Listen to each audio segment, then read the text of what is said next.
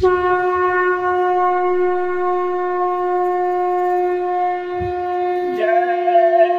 गुरुदेव। जय गुरुदेव। यदि कुदरती कहर से बचना है, शाकाहारी रहना है। बाबा जी का कहना साफ, कुदरत नहीं करेगी माफ।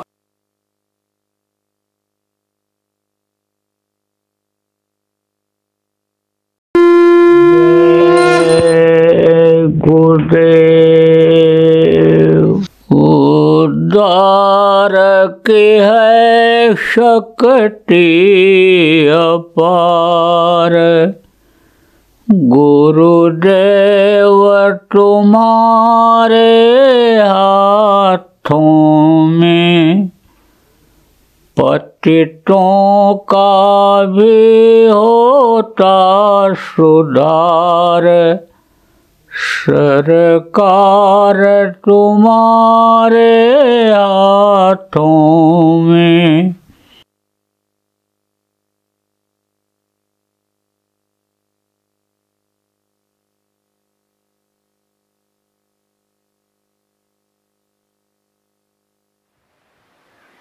जय गुरुदेव।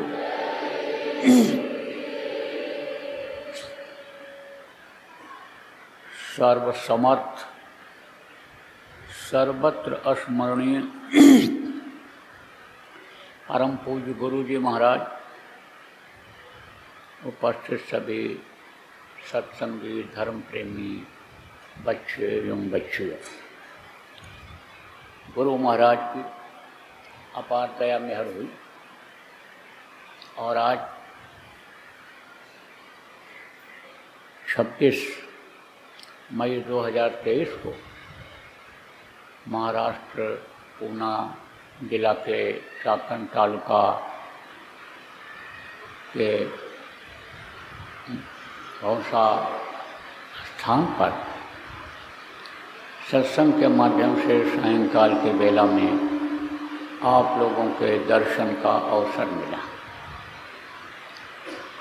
जब उस मालिक की दया कृपा मेहरबानी होती है तभी ये अवसर मिलता है, क्योंकि सत्संग इस समय पर कम स्थानों पर होता है।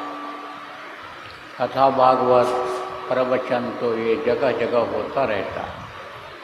राम कथा, कृष्ण कथा, महाभारत की कथा, गीता, रामायण की बात ये तो लोगों को बताई जाती है, लेकिन जो सत्संग होता है वो इस समय पर कम हो रहा है।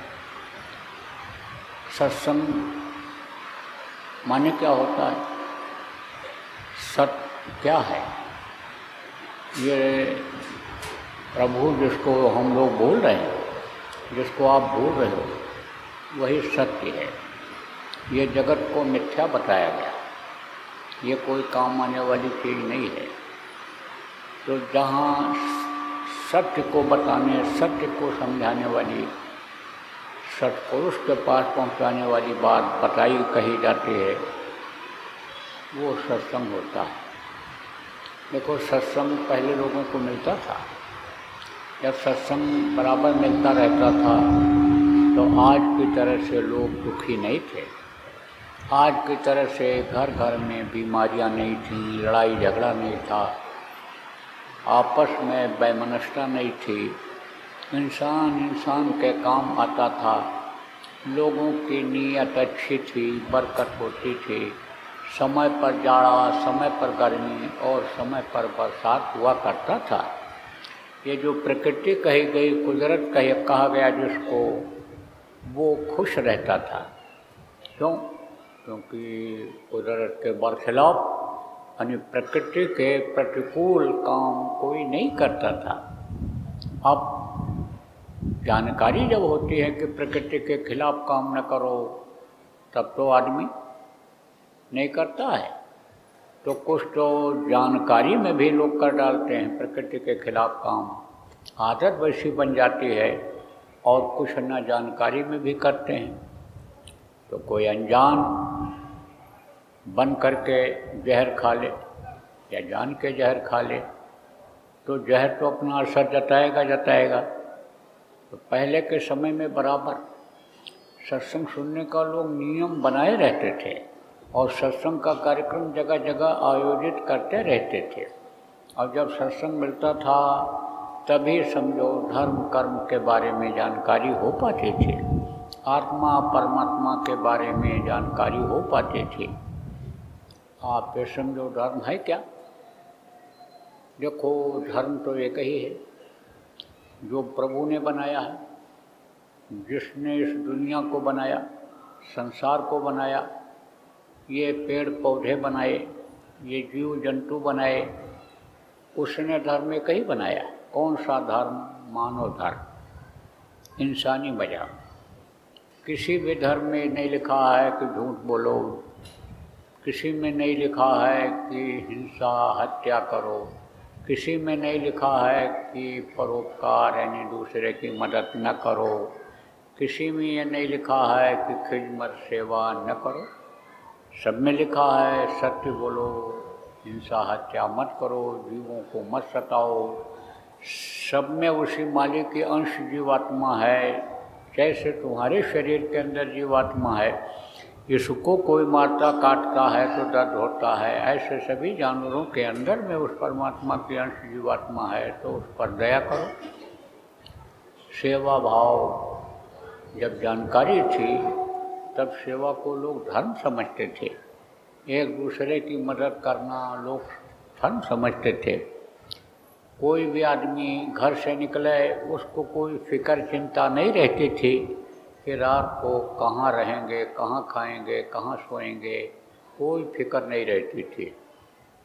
किसी के दरवाजे पर कोई चला जाता, खुश हो जाता कि देखो बिना बुलाए मेहमान आ गए। मेहमान नहीं, भगवान आ गए। इनका स्वागत उसी तरह से होना चाहिए जैसे भगवान का, देवता का स्वागत सम्मान सत्कार होता है। अतिथि देवो भव, अतिथि को, मेहमान को लोग देवता समझते थे। परोपकार में देखो राजा शिव ने इतिहास बता रहा है कि कबूतर के बदले में अपने मांस को काट के चढ़ा दिया। सत्यरूपी धर्म की रक्षा के लिए, अपने वचन का पालन करने के लिए राजा हरिश्चंद्र ने, आपने सुना होगा, इतिहास पढ़ा होगा कि सब कुछ दे दिया। मरघट पर बीवी बच्चों को भेज दिया, मरघट पर गए, नौकरी किया। आप पे समझो प्रेमियों कि ये सब क्या है? दया धर्म है, बहुत बड़ा धर्म है। दया धर्म का मूल है, पाप मूल अभिमान कहा गया। आप समझो स्वामी दया न छाड़िए जब तक घट में प्राण। मुसलमान की किताब में भी लिखा है बिस्मिल्लाहे रहमाने रहीम, उसमें भी लिखा है मलूक सोई पीर है जो जाने पर पीर, जो पर पीर न जानिया सो का फिर बेपीर। तो स्वामी जी महाराज ने भी कहा दया धर्म तन बसे शरीरा, ताकर रक्षा करें रघुवीरा। उदाहरण देकर इसलिए समझा रहा हूँ कि आप इसमें काफ़ी कुछ लोग पढ़े लिखे बुद्धिमान बुद्धिजीवी बैठे हुए हो, इसलिए उदाहरण देकर आपको समझा रहा हूँ। लेकिन अब इन चीज़ों का देखो ह्रास हो गया, इन चीज़ों की देखो कमी हो गई लोगों में, इसीलिए लोग दुख झेल रहे हैं, इसीलिए परेशानी हो रही। ये अगर आ जाए, ये चीज़ें आ जाएं तो भी लोगों को सद्बुद्धि आ जाए। देखो पहले के समय में लोगों का नियम रहता था, सुबह उठना, धरती माता को प्रणाम करना, अपने अपने भगवान, अपने अपने देवता, जिसको भी लोग मानते थे कि यह भगवान है, उनका नाम लेना, अपना दैनिक क्रिया करना, संडास पेशाब नहाना धोना जो भी करता है आदमी वो करते थे। उसके बाद कुछ न कुछ भगवान का नाम लेते थे, पूजा पाठ करते थे। तो उससे क्या होता था, सद्बुद्धि आती थी, अच्छे विचार आते थे, अच्छी भावना आती थी और उसका फल लोगों को मिलता था। जहाँ भी आदमी हाथ डालता था वहीं कामयाबी मिल जाती थी। अब तो देखो दिन रात लोग मेहनत करते हैं लेकिन कहते बरकत नहीं हो रही, कमाता बहुत हूँ, पता नहीं कहाँ चला जाता है। पहले ऐसा नहीं था, तो कहने का मतलब यह है कि उस समय हर चीज़ को लोग समझते थे। जब सत्संग मिलता था, संत मिलते थे, हर चीज़ की जानकारी लोगों को रहती थी। उस वक्त पर आत्मा परमात्मा के बारे में भी लोगों को जानकारी रहती थी कि आत्मा क्या है, परमात्मा क्या। तो आपको मैं बताता हूँ। देखो, आत्मा ये जो है परमात्मा की है अंश, यही इस शरीर को चलाती है, जिसके निकल जाने के बाद लोग इसको मिट्टी कहने लगते हैं। आप इतने आदमी बैठे हो, अभी किसी के शरीर के ऊपर हाथ रख करके कोई कहे कि यह मिट्टी है तो नाराज़ हो जाओगे, कमज़ोर पड़ेगा तो थप्पड़ भी मार दोगे। ज़बरदस्त अगर कोई बोलेगा तो अंदर अंदर बोलने लगोगे, मोतियाबिंद हो गया, आँख में दिखाई नहीं पड़ता है। बताओ, ये हीरा जैसी काया, देव दुर्लभ शरीर, देवता जिसके लिए तरसते हैं, उसको ये मिट्टी बता रहा है। लेकिन प्राण निकलने के बाद, जीवात्मा के निकलने के बाद, इस शरीर को लोग मिट्टी ही कहते हैं। कहते जल्दी करो, ले जाओ जलाओ, नहीं तो मिट्टी खराब हो जाएगी। चाहे राजा का शरीर हो, महाराजा का हो, सेठ साहूकार का हो, प्रधानमंत्री राष्ट्रपति का हो, कलेक्टर कमिश्नर का हो, सबके शरीर को लोग मिट्टी ही कहते हैं। तो जैसे पिंजरे में पंछी को लोग पालते हैं, पिंजरा को ऊपर लटका करके रखते हैं, सर सफाई करते हैं, उसकी देख रेख रखते हैं, लेकिन पक्षी उड़ जाता है तब पिंजरे की कोई कीमत रहती है? कोई सिर पर लटकाता है कि कोई सफाई करता है, उठा करके कहीं कबाड़े में, कोने में डाल देता है। ऐसे इसकी कोई कीमत मनुष्य शरीर की नहीं रह जाती है। जब जीवात्मा निकल जाती है तो जीवात्मा है कौन? ये परमात्मा की है अंश। अंश किसको कहते हैं? सबसे छोटे टुकड़े को अंश कहते हैं। यही जीवात्मा जो हमारे आप के अंदर है, यही ऊँट में भी है, हाथी घोड़ा में भी है, ज़मीन के नीचे जो कीड़े हैं उनमें भी है, आसमान में उड़ने वाले पक्षियों में भी यही है। यही जो जानवर चार पैर वाले इस धरती पर चलते हैं उनके अंदर भी यही जीवात्मा है। यही जीवात्मा जिनको इन बाहरी आँखों से आप देख नहीं सकते हो, ऐसे कीड़े हैं, उनमें भी यही जीवात्मा है। बहुत छोटी है। अब ये माँ के पेट में जब बच्चा 5 महीना 10 दिन का हो जाता है तब डाल दी जाती है। उस वक्त पर जीवात्मा जब आती है तो शरीर का ग्रोथ जिसको कहते हैं, बढ़ना शुरू हो जाता है। आप ये समझो ब्रह्मियों, 6 तरह की शक्तियाँ माँ के पेट में बच्चे को बनाती हैं।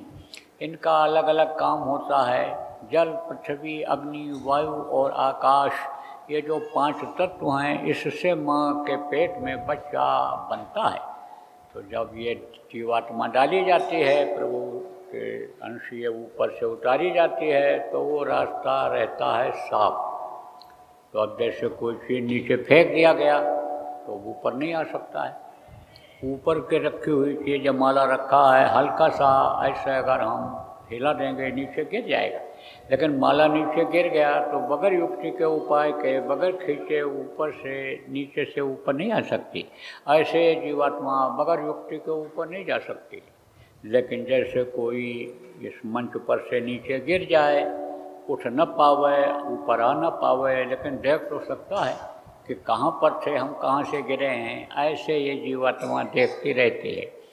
प्रभु की झलक जब मिलती है और अपने पिछले जन्म में कहाँ थे हम, यह भी जब उस समय दिखाई पड़ता है, क्योंकि वो रास्ता साफ रहता है। वो अंदर की आँख जिसको कहते हैं, तीसरी आँख खुली रहती है जब देखता है। और माँ के पेट की आग जब तपाती है, गर्म करती है, तब प्रार्थना करता है। किससे? प्रभु से। क्या कहता है? अब प्रभु कृपा करहु यही भांति, सब तजी भजन करहु दिन राति। या प्रभु, या मेरे मालिक, मुझको अब इस दोजख से, नरक से बाहर निकालो। बाहर निकल करके हम दिन रात भजन करें। माँ के पेट में जैसा मैंने बताया, आँख अंदर की खुली रहती है, तो आँख अंदर की जब खुल जाती है तो भूत वर्तमान भविष्य सब दिखाई पड़ता है। तो पहले का तो दिखाई ही पड़ता है, और माँ के पेट में भी देखता है कितनी गंदगी है, कितना संडास पड़ा है, पेशाब की बदबू देखो, ये तमाम बदबू देखो यहाँ भरा पड़ा है, वो देखता है।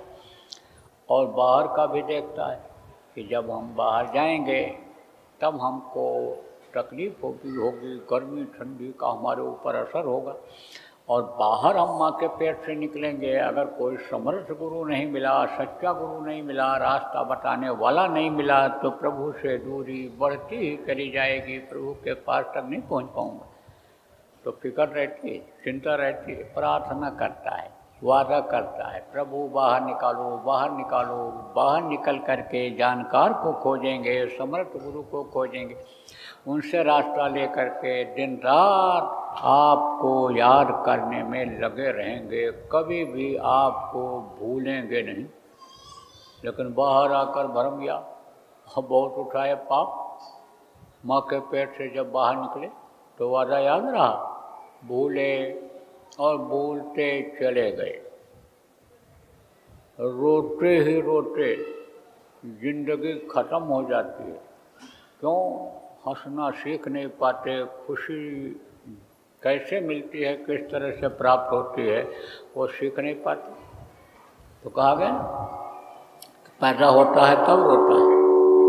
क्यों रोता है? इसलिए रोता है कि यह हवा जो ठंडी गर्म होती है, उसके कोमल मुलायम बदन में इस कदर चुभती है कि मालूम पड़ता है कि सैकड़ों बिच्छू कोई जैसे चुभा रहा हो, डंक मार रहा हो बदन।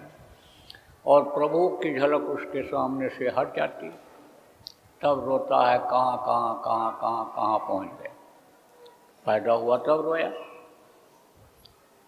और दूध नहीं मिला तब रोया, बड़ा हुआ, लड़कों से झगड़ा हुआ खेल खेल में तब रोया, स्कूल गया, न स्कूल जाने को हुआ तब रोया। सब बच्चे स्कूल जाने में रोते हैं, घर को छोड़ पाते हैं? नहीं छोड़ पाते हैं, तो रोते हैं। तब स्कूल जाने को हुआ तब रोया। और पढ़ाई में फेल हो गया, पढ़ नहीं पाया, मास्टर जी ने कान ऐठा, डांट लगाया तब रोया।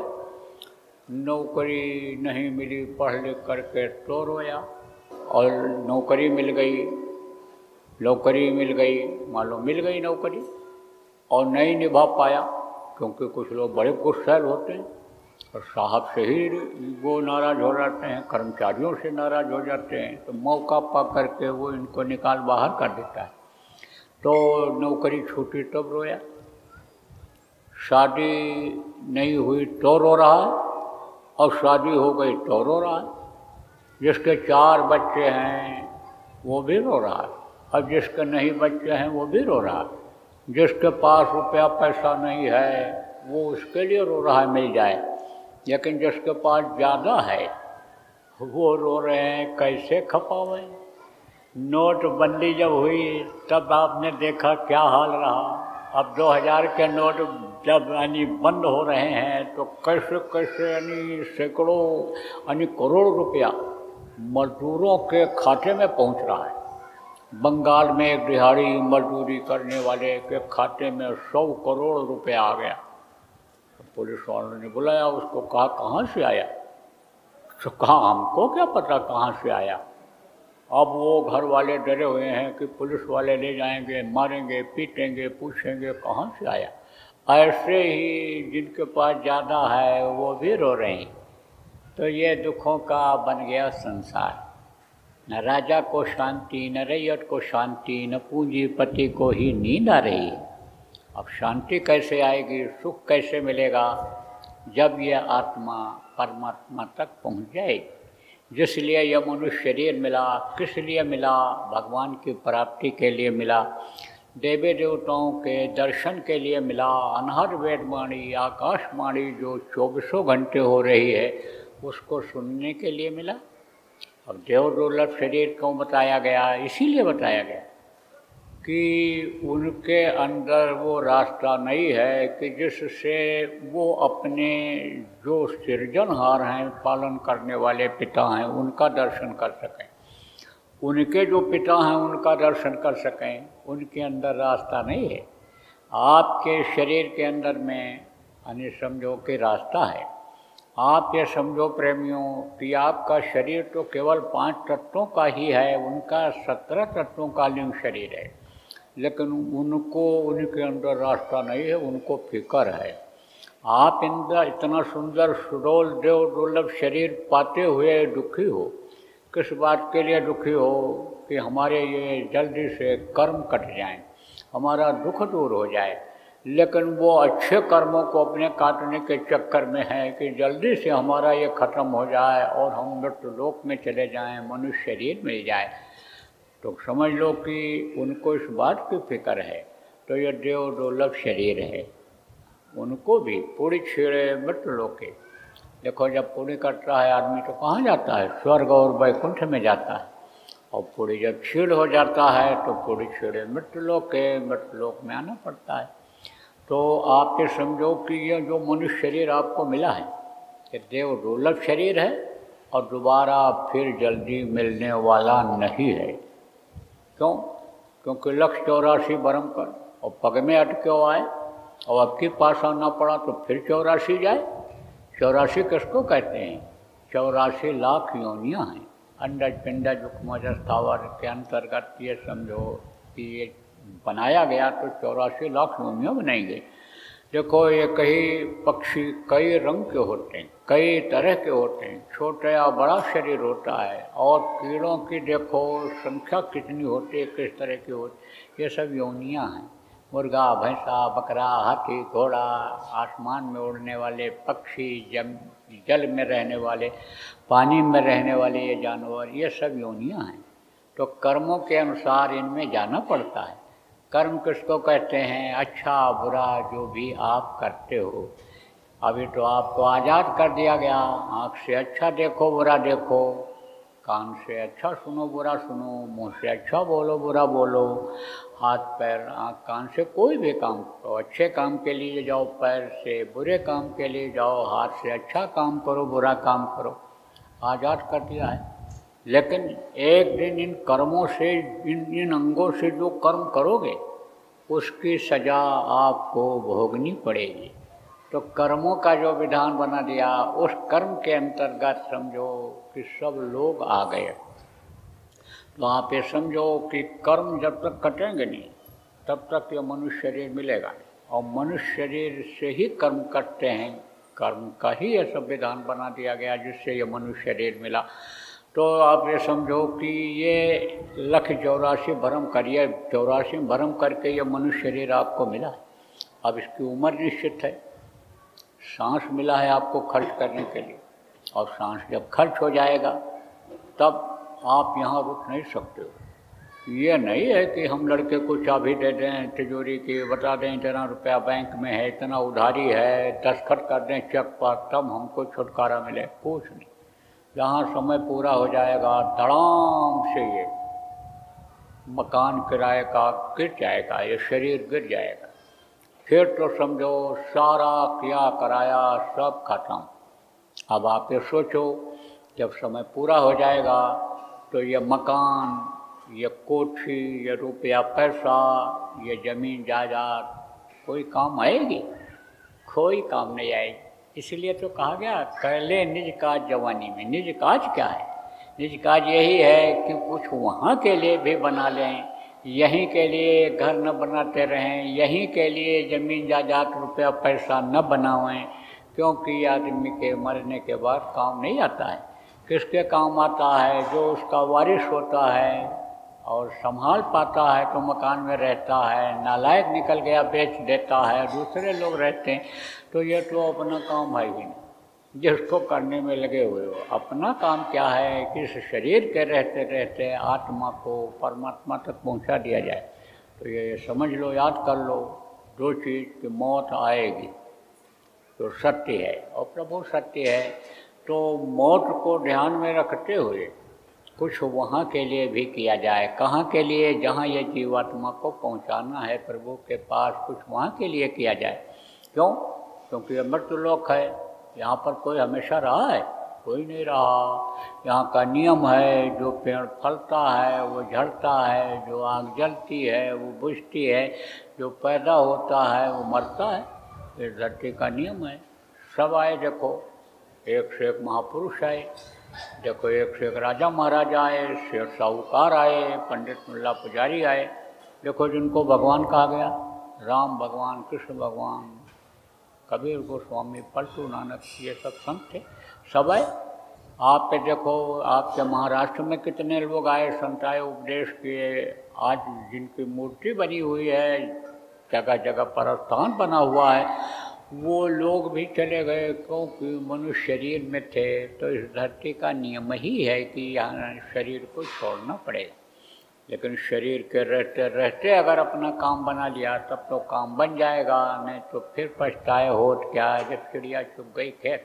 तो कहने का मतलब यह है कि यहीं के लिए सब कुछ ना करो, शरीर के लिए ही तो करते हो कि कमाई करेंगे, मेहनत करेंगे, अच्छा खाएंगे, अच्छा कपड़ा पहनाएंगे, अच्छे मकान में रहेंगे, इसीलिए तो करते हो। तो भाई इसके साथ साथ कुछ आत्मा के लिए भी तो कर लो। देखो 24 घंटे का समय सबके पास है। अब 24 घंटे में से आप 22 घंटा समय जो काम करते हो उसको करने में लगाओ। जैसे खेती का, दुकान का, दफ्तर का, नौकरी का, जो भी काम करते हो, व्यापार जो भी करते हो उसको करो। और ये बाल बच्चों की सेवा भी उसी में कर लो, आए गए का स्वागत सत्कार भी उसी में कर लो। लेकिन 24 घंटे में से 2 घंटा समय रिजर्व कर लो। 2 घंटे का समय भगवान के याद करने में, आत्मा के कल्याण के लिए निकाल लो। अब कहोगे हाँ भाई ठीक है निकालेंगे, लेकिन ये जो समस्याएं हैं बनी हुई हैं, जैसा मैंने बताया, घर घर बीमारी, घर घर लड़ाई झगड़ा, घर घर बेमनस्ता, ये अगर ख़त्म नहीं होगा तो मन नहीं लगेगा। और मन जिस काम में लगता है वही काम होता है। मन लगा करके कोई काम करता है सफल हो जाता है, मन लगा के बिजनेस व्यापार करता है सफल हो जाता है, मन लगा करके विद्यार्थी विद्या पढ़ते हैं सफल हो जाते हैं। तो मन का लगाना जरूरी है। अब आप मान लो माला जप रहे हो, मन कहाँ है कि लड़का बीमार है, बीमारी दूर कराने के लिए, इलाज कराने के लिए ले जाना है, घर में साग नहीं, सब्जी नहीं, घर में हमको जो है यानी कुछ लाना है कमा करके, तो उसमें मन लगा रहेगा। तो मन लगा रहेगा जब उसमें, तो इसमें भजन में मन नहीं लगेगा। तो जब तक ये व्यवस्था नहीं सही होगी, जब तक कमाई में बरकत नहीं हो, तब तक मन इधर लगा रहेगा। देखो पहले के समय में बरकत होती थी, 1 कमाता था 10 खाते थे, और अब 10 कमाते तो भी नहीं पूरा पड़ता है। तो उसका कारण क्या है? यही नियत खराब हो गई। और नियत जब खराब हो जाती है तो बरकत बंद हो जाती है। तो नियत को दुरुस्त रखने की ज़रूरत है। कहते हैं मेहनत और ईमानदारी की कमाई में बरकत मिलती है। तो मेहनत और ईमानदारी की कमाई को अपनाने की ज़रूरत है।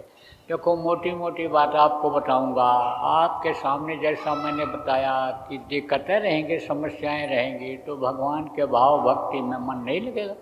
इसलिए इन दिक्कतों को आप दूर करो। और क्या दिक्कत? जैसे देखो बीमारियाँ क्यों आती हैं? देखो बीमारी 2 तरह से आती है, मौसम के बदलाव से या खाने पीने की बदपरहेज़ी से। यानी मौसम जब बदल रहा है, अभी समझो ठंडी गई, गर्मी इधर आया, तो जुकाम दस्त ये वो। अब जब आप ये समझो बरसात ख़त्म होगा, ठंडी आने को होगा, तब बीमारियाँ आती हैं मौसम के बदलाव से। या कोई चीज़ आदमी को अच्छा लगा, खा लिया, अब ज़्यादा हो गया तो नुकसान कर गया, तो उल्टी होने लगी, दस्त होने लग गया, बुखार आने लग गया। तो एक तो बीमारी वो होती है। एक होती है कर्म रोग होते हैं। तो कर्म रोग का यानी समझो हटना ज़रा मुश्किल होता है। आप ये समझो कि मौसम का बदलाव और खाने पीने की बदपरहेज़ी का रोग, यह दवा से ठीक हो जाता है। लेकिन कर्म रोगों को तो भोगना ही पड़ता है। कर्म रोग कैसे खत्म होते हैं? भजन सेवा से, सत्संग मिलने से जानकारी होती है। तो भजन और सेवा जब आदमी करता है तब वो कर्म कटते हैं। तो आपको मोटी मोटी बात बताऊंगा। आप तो बहुत से गांव के लोग हो, ज़्यादा कुछ नहीं समझ पाओगे आध्यात्मिक चीज़, लेकिन मोटी मोटी बात आपको बताऊंगा कि देखो, बुजुर्गों ने कहा है, बुढ़ों ने, बड़ा अनुभव होता है। अब आजकल की ये जो फटा पैंट पहनने वाली बहुएं घरों में आ गई, चड्ढी बनियान पहनने वाली पढ़ी लिखी जिनको कहते हो, ये बहुएं जब से आई तब से आप ये समझो कि ये किसी को समझ ही नहीं रही। लेकिन कोई MBBS करके लड़की आवे, डॉक्टरी पढ़ करके आवे, तो दूसरे के पेट से बच्चे को ऑपरेशन करके निकाल देगी। तो उसके पेट में जब बच्चा आएगा तब वो अपना ऑपरेशन करके निकाल पाएगी? नहीं।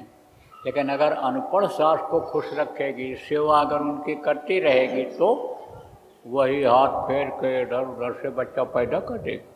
अनुभव ज़्यादा होता है बुजुर्गों को, इसीलिए समझाया जाता है बच्चियों को कि एक दिन जब तुम बहू बनना, बच्चियों अपने जब ससुराल जाना तो वो सास ससुर की सेवा करना।